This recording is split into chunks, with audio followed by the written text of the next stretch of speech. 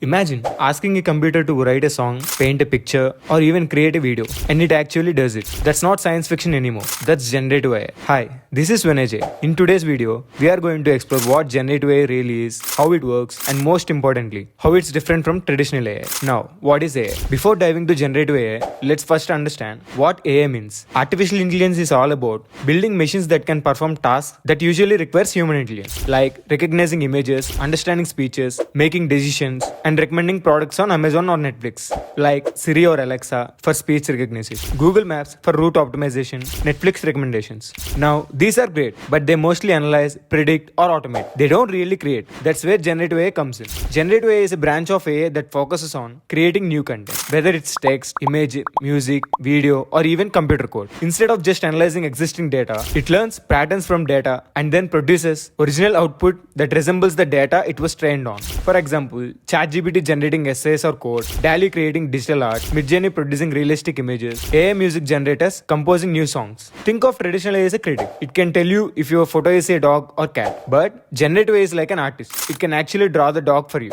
Next, how generative AI works. Generative AI works by using advanced machine learning models, especially deep learning and neural networks. These two main approaches are very popular. First one, generative adversarial network. In here, two AIs compete. One creates, that is generator, and one critics, that is discriminator. Next, transformers. These are like GPT models. These models learn patterns in huge amount of text or image. For example, ChatGPT predicting the next word in a sentence, but doing it at massive scale. Next, generative AI was traditional AI. Traditional AI is mainly analytical and predictive, using existing data for tasks like classification, clustering, and regressions. It is reactive in nature. Next, generative AI. On the other hand, it is creative, focusing on producing new data such as text, images, or videos. In short, traditional AI analyzes, generative AI creates. Let's take an example. Traditional AI is like a calculator. It gives you answers based on existing formulas. Generative AI is like an imaginative storyteller. It invents brand new stories every time you ask. Next, challenges and limitations. Of course, generative AI isn't perfect. There are few challenges also, like accuracy. Sometimes it makes things up. Ethics, misuse for fake news or deepfake. Bias, reflects biases in the data it's trained on. Cost, training these models requires massive computing power. So to sum it up, traditional AI analyzes and predicts.